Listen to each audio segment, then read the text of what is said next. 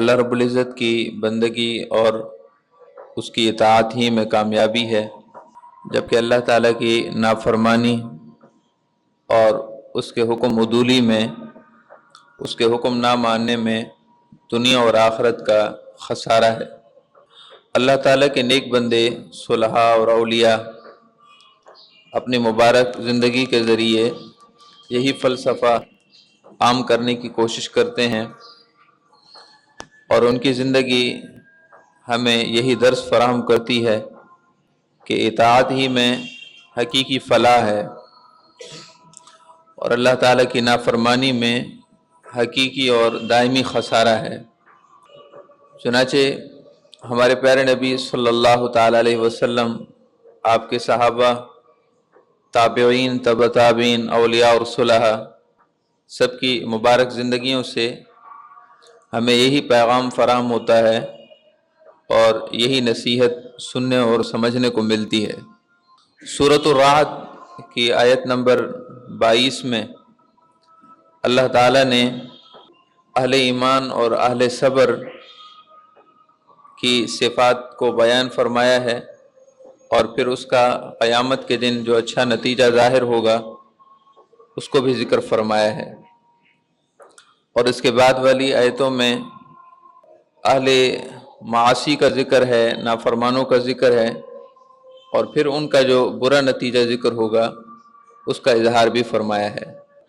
ارشاد باری تعالی ہے، سورۃ الرعد کی آیت نمبر 22 ہے، والذین صبروا ابتغاء وجہ ربہم، اور وہ لوگ جو مصائب و آلام پر صبر کر کے زندگی گزارتے ہیں، تکالیف اور پریشانیوں میں ناشکری نہیں کرتے بلکہ صبر کا دامن مضبوطی سے تھامے رکھتے ہیں، اور اس وجہ سے ابتغاء وجہ ربہم، تاکہ ان کا رب ان سے راضی ہو جائے، اپنے رب کی خوشنودی کے لیے، اپنے رب کی رضا کے لیے تکالیف پر صبر سے زندگی گزارتے ہیں۔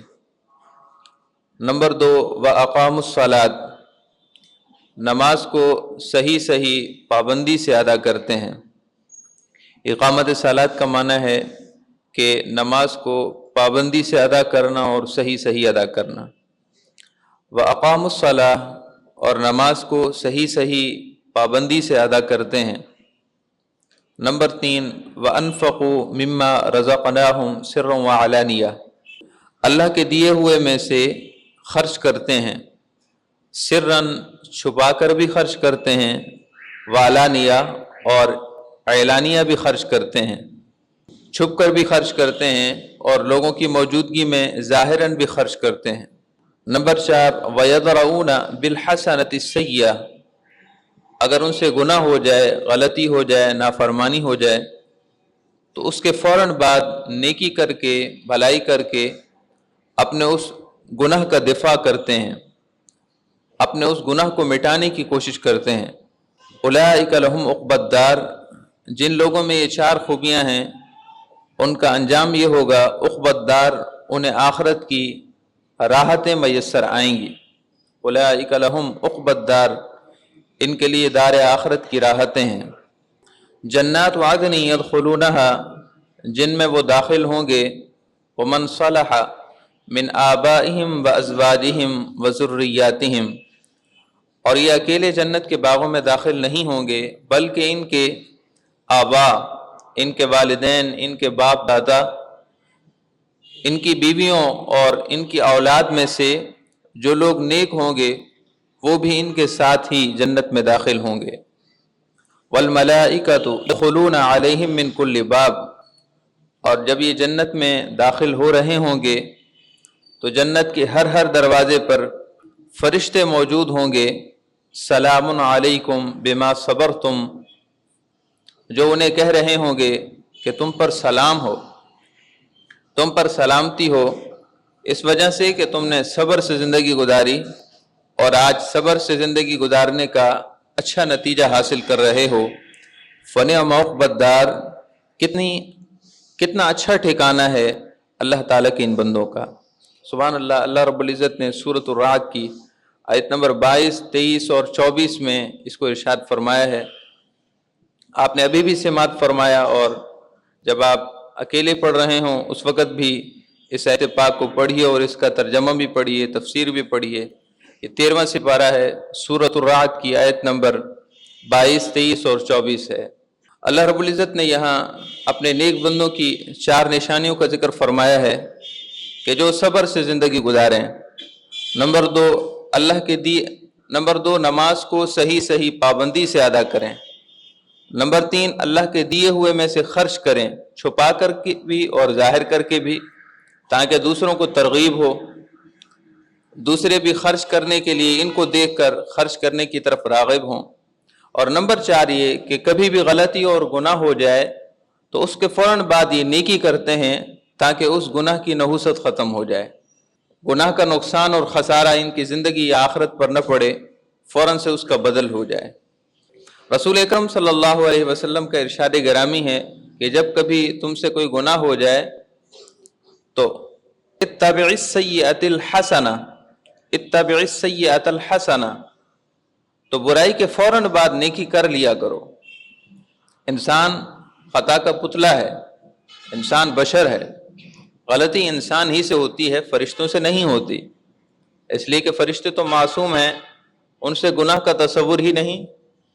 ایسے ہی انبیاء کرام علیہم الصلوات والتسلیمات، وہ بھی گناہوں سے معصوم ہیں، اگر ان سے خطا ہونے لگے تو پھر تو امت کے لیے صحیح اسوہ مہیا نہ ہو سکے گا۔ اس لیے اللہ تعالیٰ نے انبیاء کرام کو بھی معصوم عن الخطا رکھا ہے، ان سے غلطیاں نہیں ہوتی۔ باقی عام لوگ، عام انسان ہیں، بشر ہیں، خطا انسان ہی سے ہوتی ہے، لہذا اچھا انسان وہ ہے کہ جب گناہ ہو جائے، غلطی ہو جائے تو فوراً اپنے رب کی طرف پلٹ آئے، فوراً اپنے رب کی طرف رجوع کرے، غلطی کے بعد فوراً سچی توبہ کرے، تاکہ جو گناہ ہوا ہے اس کی نحوست، اس کا خسارہ اور اس کا ضرر اس کو نہ ملے۔ تو ارشاد ہوا کہ اتبع السیئۃ الحسنہ، اگر غلطی اور گناہ ہو جایا کرے تو فوراً اس کے بعد نیکی کر لو، تاکہ تمحوہا، وہ نیکی اس گناہ کو مٹا دے۔ جو لوگ نیک عمل کرتے ہیں، جنات عدن یدخلونہا، ان کو اللہ تعالیٰ قیامت کے دن باغوں میں داخل فرمائے گا، اور اس کے آبا، اس کے گھر والے، بیوی بچے، دوست احباب جو نیکوکار اور صالح ہوں گے، اگرچہ ان کا درجہ کم ہی کیوں نہ ہوگا، لیکن اللہ تعالیٰ اوپر والے درجے میں اس جنتی کے ساتھ اس کے ماں باپ کو بھی ملا دے گا۔ یہ اللہ تعالیٰ کی شان ہے، اللہ تعالیٰ کا فضل و کرم ہے اور اس کا احسان ہے۔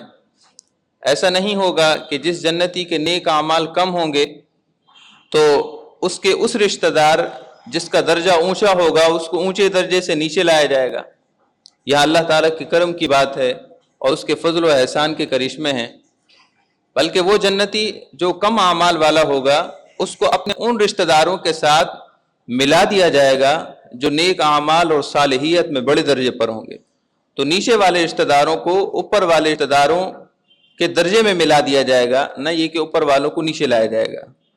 والملائکۃ یدخلون علیہم من کل باب، اور فرشتے ہر دروازے پر ان کو داخل ہوتے ہوئے سلام کریں گے اور کہیں گے سلام علیکم بما صبرتم، تم نے کتنی اچھی زندگی گزاری، تم بھی گناہوں کی طرف تمہارا دل بھی للچاتا تھا، لیکن تم نے صبر سے زندگی گزاری کہ گناہ نہیں کرنا، اپنے رب کی ناراضگی اور اپنے رب کی نافرمانی نہیں کرنی، اس صبر کے نتیجے میں تمہیں آج یہ جنتی باغات ملے ہیں۔ حضرت سیدنا شیخ عبد الواحد ابن زید رضی اللہ تعالیٰ عنہ، آپ کامل اولیاء اللہ اور صلحاء میں سے ہیں۔ شیخ عبد الواحد ابن زید سلسلہ چشت تصوف و طریقت کے سلاسل میں ایک سلسلہ چشتیہ ہے، آپ سلسلہ چشتیہ کے بزرگان دین میں سے ہیں، سیدنا شیخ عبد الواحد ابن زید رحمۃ اللہ علیہ۔ آپ ایک دفعہ سمندری سفر کر رہے تھے، بحری جہاز کا سفر کر رہے تھے، آپ کے ساتھ فقراء، صوفیاء، اہل اللہ، نیک لوگوں کی جماعت بھی موجود تھی۔ اور محترم سامعین کرام، جب بھی صالحیت یا نیکی کا راستہ اپنایا جائے تو اس کے لیے ماحول ضروری ہے۔ انسان تن تنہا نیکی کا سفر نہیں کر سکتا۔ اللہ تعالیٰ کی محبت کا، طاعت کا، اللہ تعالیٰ کے حضور سچی بندگی کا سفر بغیر ماحول اور بغیر نیک لوگوں کی سنگت کے نہیں ہو سکتا۔ جب تک نیک لوگوں کی سنگت نہ ہو، ان کے پاس آنا جانا نہ ہو، ان کے پاس بیٹھنا نہ ہو، تب تک انسان نیکی پر قائم نہیں رہ سکتا۔ ممکن ہے وہ چند لمحے نیکی پر قائم رہے اور پھر دوبارہ پھسل جائے، بھٹک جائے اور بہک جائے، لیکن جب نیک لوگوں کی سنگت ہوتی ہے، بندہ ان کے قریب بیٹھتا ہے، تو پھر انسان کو نیکی پر مسلسل اس کو نیکی کا ماحول ملتا ہے، اچھی باتیں ملتی ہیں، تو وہ مستحکم رہتا ہے، مستقیم رہتا ہے، مضبوط رہتا ہے۔ اس لیے ہم پہلے کہ اولیاء اللہ اور صلحاء میں یہ بات پڑھتے ہیں کہ وہ سنگت اور صحبت کو بہت ترجیح دیا کرتے تھے۔ سیدنا شیخ عبد الواحد ابن زید رحمۃ اللہ تعالی علیہ سمندری سفر بحری جہاز میں فرما رہے تھے، آپ کے ساتھ کئی اور فقراء، صلحاء اور نیک لوگ بھی آپ کی سنگت میں موجود تھے۔ اللہ تعالیٰ کی طرف سے کرنا یہ ہوا کہ سمندر میں طوفان بپا ہوا، سمندر کی لہروں میں تموج پیدا ہوا، حتیٰ کہ بحری جہاز ایک قریب ہی جزیرے سے جا لگا۔ سیدنا شیخ عبد الواحد ابن زید اور آپ کے ساتھی بحری جہاز سے اترے اور جزیرے پر ایک بستی آباد تھی، گاؤں آباد تھا۔ وہیں قریب ہی ایک شخص کو دیکھا جو کسی بت کی عبادت میں مصروف تھا، بت کی پوجا پاٹ کر رہا تھا۔ سیدنا شیخ عبد الواحد ابن زید رضی اللہ تعالیٰ عنہ اس کے قریب گئے، آپ نے ارشاد فرمایا کہ تم کس کی عبادت کرتے ہو؟ اس نے عرض کی کہ حضور، بت کی طرف اشارہ کیا کہ میں اس کی عبادت کرتا ہوں۔ آپ نے اس کی عقل کے مطابق جواب دیا، آپ نے فرمایا کہ جو شے اپنے وجود میں، اپنے بننے میں تیری محتاج ہے، وہ تیرا مالک اور تیرا معبود کیسے ہو سکتا ہے؟ مالک تو وہ ہو کہ بندہ جس کا محتاج ہو، وہ مالک اور معبود کیسے ہو سکتا ہے جو خود اپنے وجود میں دوسروں کا محتاج ہو؟ اپنے بننے میں، اپنے جسم میں اور اپنے موجود ہونے میں جو محتاج ہو، وہ معبود کیسے ہو سکتا ہے؟ معبود تو وہ ہے کہ ساری کائنات کو جس کا محتاج ہونا چاہیے، نہ کہ وہ خود محتاج ہو اور وہ بھی اپنے بننے ہی میں محتاج ہو۔ وہ بڑا حیران و متحیر ہوا اور اس کے دماغ میں یہ بات لگی کہ واقعی معبود تو وہ ہونا چاہیے جو محتاج الہ ہو، معبود تو وہ ہونا چاہیے کہ جس کی بارگاہ میں حاجتیں پیش کی جاتی ہوں، نہ کہ وہ جو خود اپنے بننے ہی میں لوگوں کا محتاج ہو۔ وہ کہنے لگا، اچھا آپ بتائیے آپ کس کی عبادت کرتے ہیں؟ سیدنا شیخ عبد الواحد ابن زید رحمۃ اللہ تعالی نے ارشاد فرمایا کہ جو ہمارا معبود ہے، جس کی میں عبادت کرتا ہوں، وہ اس بت کا بھی معبود ہے، تیرا بھی معبود ہے، میرا بھی معبود ہے، اس وقت جتنے لوگ موجود ہیں ان کا بھی معبود ہے، آسمانوں کا بھی معبود ہے اور زمین پر بھی اس کا فیصلہ چلتا ہے۔ اس کا عرش، اس کا تخت آسمان پر ہے، جس کا حکم زمین میں نافذ ہے، جس کا اختیار زندوں پر بھی ہے اور مردوں پر بھی ہے۔ وہ اولین کا بھی رب ہے، آخرین کا بھی رب ہے۔ جتنے لوگ اس وقت موجود ہیں وہ ان کا بھی رب ہے، جتنے گزر چکے ان کا بھی رب ہے، اور جتنے آنے والے ہیں ان کا بھی رب ہے۔ بڑا حیران ہو گیا کہ واقعی یہ معبود برحق ہے جس کی عبادت کی جانی چاہیے۔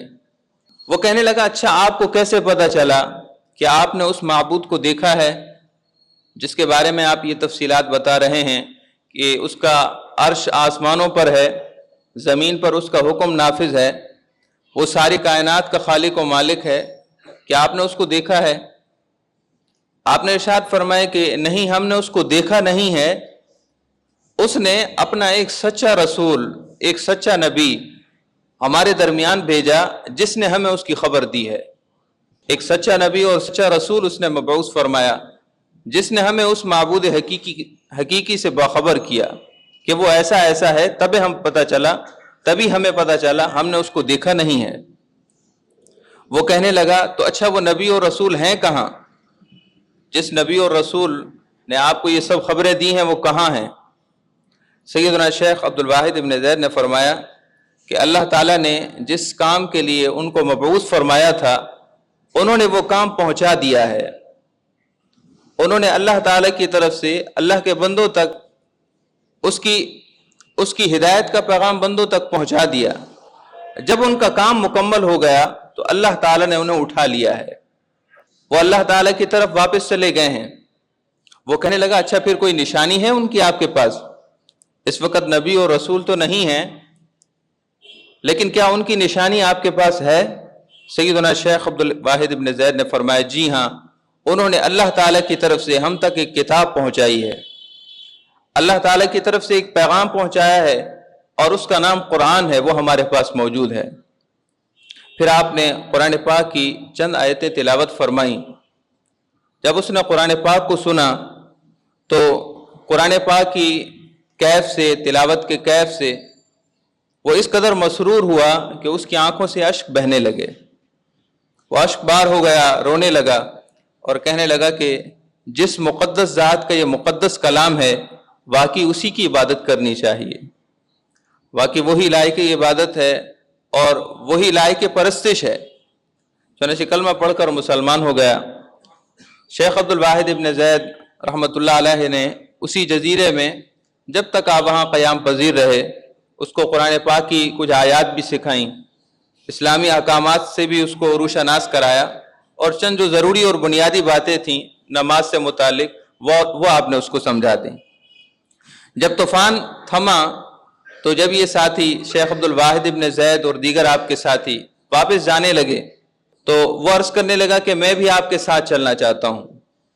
چنانچہ وہ ساتھ چل پڑا اور رات کو ایسا ہوتا تھا کہ وہ رات کو آپ سے پوچھتا تھا کہ کیا ہمارا معبود سوتا ہے؟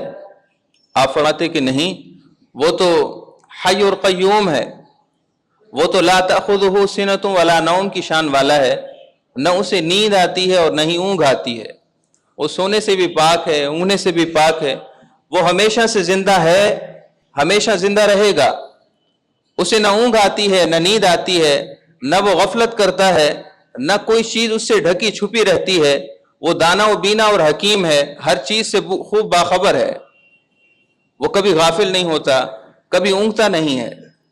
وہ کہنے لگا ہائے افسوس، یہ کیسے ہو سکتا ہے کہ میرا معبود تو جاگے اور اس کا بندہ سو جائے، مالک تو نہ سوئے لیکن اس کا مملوک سو جائے، یہ نہیں ہو سکتا۔ چنانچہ وہ ساری رات عبادت میں گزار دیتا۔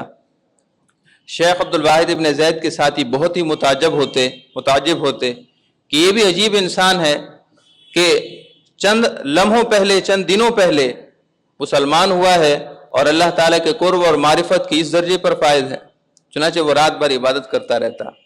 جب بحری جہاز پر یہ قافلہ آپ کے وطن آبادان میں پہنچا تو وہاں جا کر اس نے سیدنا شیخ عبدالواحد ابن زید سے یہ کہا، بلکہ شیخ عبدالواحد ابن زید کے ساتھیوں نے چندہ کیا آپس میں تاکہ اس نو مسلم کی مدد کر سکیں، اس کا گھر ہو سکے، اپنے لیے کوئی چیزیں ضرورت کی مہیا کر سکے، اس کے پاس تو کچھ موجود نہیں ہے۔ آپ کے ساتھیوں نے جب چندہ کر کے اس کی مالی معاونت کرنے کی کوشش کی تو اس نے کہا کہ عجیب معاملہ ہے، آپ ہی لوگوں نے مجھے راہ دکھائی ہے اور اب آپ ہی لوگ راہ حق سے بھٹک رہے ہیں۔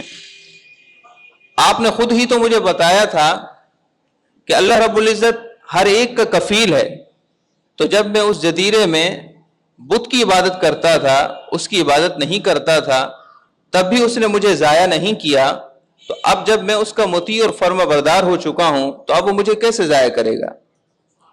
اس جزیرے میں کوئی اور میری مالی معاونت کرنے والا نہ تھا، تو جب میں اس کی عبادت نہیں کرتا تھا تب اس نے مجھے ضائع نہ کیا، میرے لیے رزق روزگار کا بندوبست کیا، میرے لیے خوراک اور رہائش کا بندوبست کیا، میری تمام ضروریات کا کفیل ہوا، تو آج جب میں اس کا بندہ بن چکا ہوں کیا وہ مجھے ضائع کر دے گا؟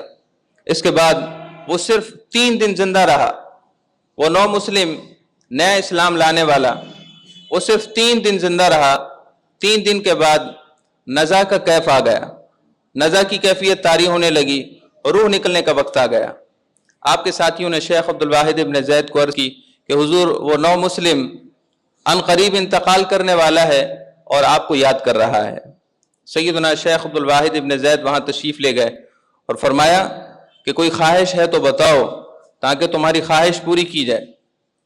اس نے عرض کی کہ حضور، جس مالک الملک نے، جس بادشاہوں کے بادشاہ نے مجھے اس جزیرے میں ایمان حاصل کرنے کے اسباب عطا فرمائے، حالانکہ وہاں تو کوئی مسلمان نہ تھا، لیکن اس نے میرے مقدر میں ایمان رکھا، میرے نصیب میں ایمان رکھا، اب اس کے سوا میری کوئی تمنا نہیں ہے، میں بس اسی سے ملاقات کرنا چاہتا ہوں، میری ساری خواہش اسی سے وابستہ ہے، اور میرا سارا ذوق، میرا سارا شوق اور لگن صرف اسی کی ذات سے وابستہ ہے۔ اسی عالم میں سیدنا شیخ عبد الواحد ابن زید کو غشی طاری ہوتی ہے اور آپ عالم کشف میں ایک حسین و جمیل جنت کا باغ دیکھتے ہیں، یہ شیخ عبد الواحد ابن زید، اور اس باغ میں آپ حسین و جمیل ایک محل دیکھتے ہیں، اس محل میں خوبصورت تخت پر ایک حسین و جمیل حور اپنے تخت پر بیٹھی ہے، اور وہ کہتی ہے خدا را اس نئے اسلام لانے والے کو میرے پاس جلدی سے بھیجو، میں اس کے فراق میں مزید صبر نہیں کر سکتی۔ سیدنا شیخ عبد الواحد ابن زید جیسے ہی کشف سے باہر آتے ہیں، عالم کشف سے آپ عالم ظاہر میں آتے ہیں، تو بس اسی لمحے اس نوجوان کی روح نکل جاتی ہے۔ شیخ عبد الواحد ابن زید اور آپ کے ساتھی اس کی تدفین کرتے ہیں۔ تدفین کے بعد اسی رات شیخ عبد الواحد ابن زید دوبارہ خواب میں وہی تخت دیکھتے ہیں، اسی تخت پر حسین و جمیل اس حور کو دیکھتے ہیں، اور ساتھ میں اس کے پہلو میں اسی نوجوان نئے اسلام لانے والے کو دیکھتے ہیں، اور وہ یہ قرآن پاک کی آیت پڑھ رہا ہوتا ہے، سورۃ الرعد کی آیت نمبر 21، وَالْمَلَائِكَةُ يَدْخُلُونَ عَلَيْهِمْ مِنْ كُلِّ بَابٍ۔ اللہ کے نیک بندوں کی شان یہ ہے کہ فرشتے ہر جنت کے دروازے پر ان کو سلام کرتے ہیں، سلام علیکم بما صبرتم فنعم عقبی الدار، تم پر سلام ہو بسبب اس کے کہ تم نے صبر کیا، اور تمہارے لیے دار آخرت کی راحتیں اور آسائشیں ہیں۔ شیخ عبد الواحد ابن زید کو قرآن پاک کی وہ آیت پڑھ کر سناتا ہے۔ محترم سامعین کرام، ایک نیا اسلام لانے والا شخص چند ہی دنوں میں اللہ رب العزت کی محبت اور تعلق کے اس مقام اور مرتبے پر پہنچ جاتا ہے، تو ہم اسلام کے ساتھ پیدا ہونے والے، مسلمان پیدا ہونے والے، کیا اپنے رب کے قریب نہیں ہو سکتے؟ یقیناً ہو سکتے ہیں، لیکن فرق اس نوجوان اور ہم میں اتنا ہے کہ ہم نیکی کی طرف آنا نہیں چاہتے، ہم دنیا کا حرص و ہوس چھوڑنا نہیں چاہتے، ہمیں طمع اور لالچ نے اور گناہوں کی عادت نے اپنے مندھار میں اس طرح پھنسا رکھا ہے کہ ہم نکلنے کی کوشش ہی نہیں کر رہے۔ اللہ رب العزت کا ارشاد گرامی ہے کہ جو شخص کوشش کرتا ہے وہ اپنی کوشش کے مطابق پا لیتا ہے۔ جستجو اور طلب ضروری ہے، جس میں جستجو نہ ہو، جس میں طلب نہ ہو، جس میں سچی طلب نہ ہو، وہ کبھی بھی اپنا مقصد پا نہیں سکتا۔ آپ دیکھتے ہیں کہ کوئی شے کتنی ہی نادر و نایاب کیوں نہ ہو، لیکن اگر ہمیں اس کی ضرورت ہوتی ہے تو پھر ہم سچی طلب کرتے ہیں، اس سے رابطہ کرتے ہیں، اس سے رابطہ کرتے ہیں، حتیٰ کہ وہ نادر و نایاب شے بھی ہم ڈھونڈ کر لے آتے ہیں، اس لیے کہ ہمیں سچی طلب تھی، سچی جستجو تھی، لہذا وہ شے جو کم یاب تھی، کم تھی، اس کو بھی ہم ڈھونڈ کر لے آئے۔ یہ اللہ کی معرفت ہے، اللہ کا قرب ہے، اللہ کی محبت ہے۔ وہ مالک الملک، وہ بادشاہوں کا بادشاہ، وہ ہمارا خالق و مالک، جس نے ہمیں صرف اپنے لیے پیدا کیا، تو اگر ہم اس کی طلب کریں گے تو کیا وہ ہمیں اپنی راہ نہیں دکھائے گا؟ قرآن پاک میں ہے لَنَهْدِيَنَّهُمْ سُبُلَنَا، جو ہماری طرف آنے کی کوشش کرتے ہیں تو ہم ضرور بضرور انہیں اپنی راہ دکھاتے ہیں۔ حضرت سیدنا مالک ابن دینار رحمۃ اللہ تعالی علیہ کا بصرہ کے صحرا سے گزر ہوا، وہاں آپ نے ایک مجذوب کو دیکھا جن کا نام حضرت سعدون تھا۔ یہ مشہور و معروف مجذوبوں میں سے ہیں، جیسا کہ سیدنا اویس قرنی اپنی مجذوبیت میں مشہور زمانہ ہیں، اسی طرح حضرت سعدون بصرہ کے مجذوبوں میں سے ہیں۔ حضرت سیدنا مالک ابن دینار رحمۃ اللہ علیہ نے دیکھا کہ وہ بیمار ہیں، بے حس و بے حرکت زمین پر پڑے ہیں۔ مالک ابن دینار قریب ہوئے اور فرمایا کہ اے سعدون، کیا حال ہیں آپ کے؟ فرمانے لگے اے مالک ابن دینار، آپ اس کا حال کیا پوچھتے ہو جس کے پاس زاد رہ کچھ نہ ہو اور صبح و شام میں سے کبھی بھی وہ مسافر ہو سکتا ہو، صبح یا شام میں سے کسی وقت بھی وہ مسافر ہو سکتا ہے، لیکن زاد رہ کچھ نہیں ہے۔ آپ اس کا حال کیا پوچھتے ہیں؟ آپ اس کا حال کیا پوچھتے ہیں جس کو اس کی بارگاہ میں حاضری ہونی ہے، جو تمام جہانوں کا رب ہے، جس سے کوئی چیز ڈھکی چھپی نہیں ہے، ہر ظاہر اور باطن کا جاننے والا ہے، ہر خفیہ اور اعلانیہ کا جاننے والا ہے، اگلی اور پچھلی باتوں کو جاننے والا ہے اور یاد رکھنے والا ہے۔ اس کی بارگاہ میں حاضری ہونی ہے، آپ میرا حال کیا پوچھتے ہو؟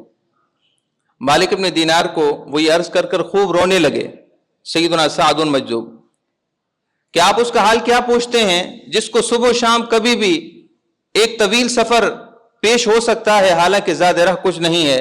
یہ کہہ کر آپ زاروں قطار رونے لگے اور فرمانے لگے، بخدا اللہ کی قسم، مجھے دنیا کی حرص کی وجہ سے رونا نہیں آتا، مجھے دنیا کے مصائب و آلام کی وجہ سے رونا نہیں آتا، اور نہ ہی موت کے خوف سے میں رو رہا ہوں۔ مجھے یہ بات رلا رہی ہے کہ راستہ طویل ہے، لیکن میرے پاس سامان سفر کچھ نہیں ہے، پرخطر گھاٹیاں سامنے ہیں، اور معلوم نہیں میرا ٹھکانہ جنت ہوگا یا جہنم۔ یہ چیز مجھے رلا رہی ہے۔ سیدنا مالک ابن دینار رحمۃ اللہ علیہ بھی رونے لگے اور کہنے لگے کہ آپ کو لوگ مجنون کیوں کہتے ہیں، آپ کو لوگ پاگل کیوں کہتے ہیں؟ آپ نے فرمایا کہ لوگ میری ظاہری حالت کو دیکھتے ہیں، حتیٰ کہ میرا حال یہ ہے کہ میرے دل میں اللہ تعالیٰ کا عشق سرایت کر چکا ہے، میرے گوشت پوست رگ و ریشے میں، میری ہڈیوں میں اور میرے خون میں اللہ کی محبت سرایت کر چکی ہے۔ اسی محبت میں متحیر رہتا ہوں، اسی محبت میں میں پرکیف اور پرمسرور رہتا ہوں۔ لوگ میری اس حالت کو دیکھ کر کہتے ہیں یہ پاگل ہے، میں پاگل نہیں ہوں۔